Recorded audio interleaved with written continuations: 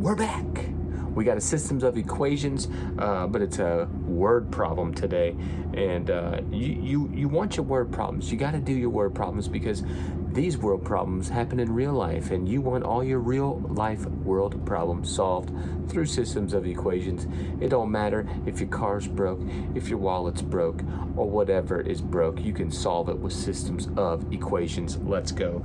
A theater sells adult tickets for $10 and student tickets for $7. If they sold 120 tickets and made 1,050, how much money, or how many of each were sold? Listen, here's what you do to solve systems of equations. You need to write things down. You need to know, what are they asking me? What is happening in this problem?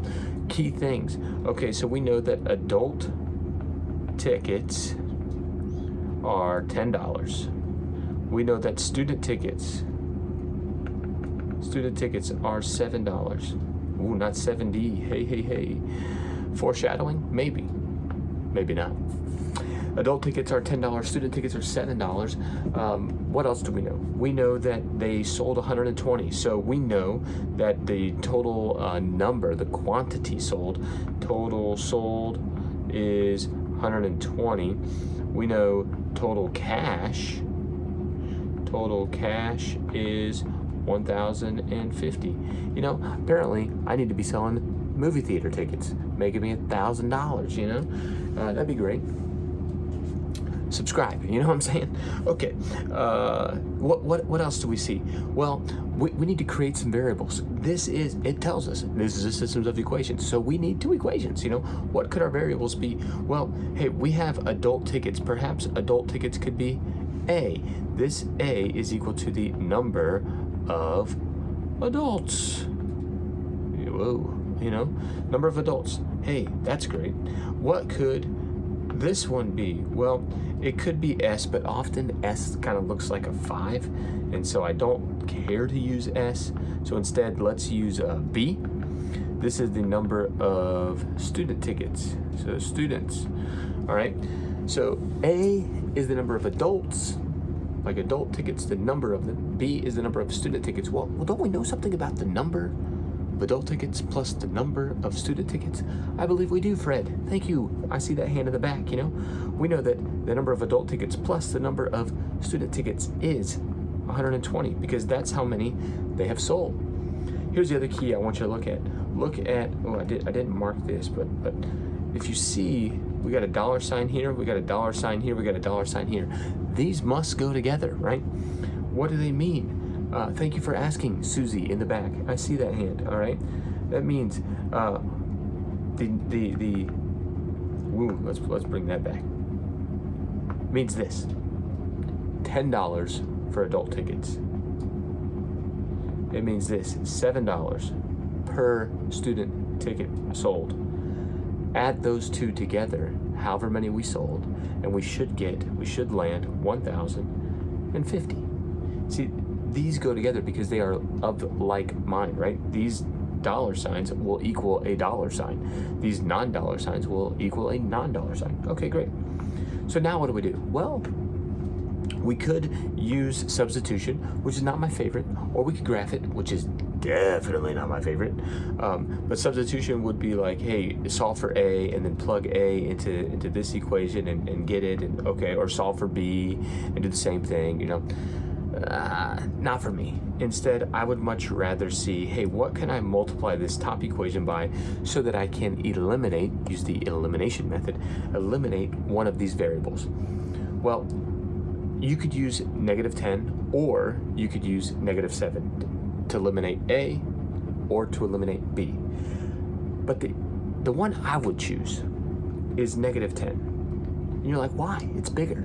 Yes, but I know my 10s times tables way better than I know my 7 times tables. Because all you gotta do is just add a 0, you know? So here we go. Let's multiply it out. Boom, boom, boom. We'll bring it down here. That is -10A minus 10B equals -1,200. Look how beautiful that is. Now, this equation right, I'll circle it in green, this equation right here has become this equation. Now, let's Add them together. Negative 10, I'll do it in yellow. 10 minus 10 is 0. We set it up that way. It better be 0. That's the whole reason for elimination method. Thank you very much.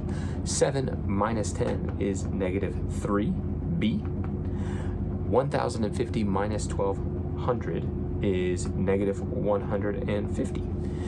Now solve for b. So we divide by negative 3. Negative 3 divided by negative 3 cancels out. Remember, two negatives make a positive. So I'm left with b equals, two negatives make a positive. 150 divided by 3 is just 50. Because 15 divided by 3 is 5, carry the 0 down. So b equals 50. This means the number of student tickets sold is 50. Well, don't I have an equation that tells me that a plus b equals 120? The number of adult tickets plus the number of student tickets equals 120? Well, I know the number of student tickets is 50. So a plus 50 equals 120. Simply solve for that. Subtract 50 from both sides. Whoop. And we get our answer right here. We get a equals 70. So I have a equals and b equals. How do I write it? Thanks for asking, George. Your hand goes up again. It's $10, all right?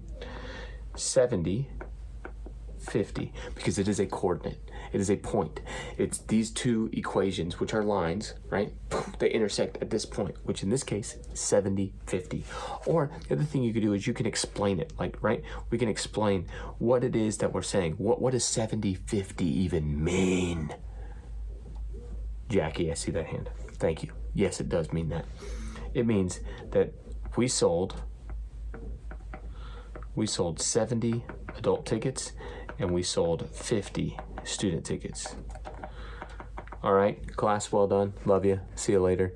Solve all the world's problems with systems of equations. Catch you next time.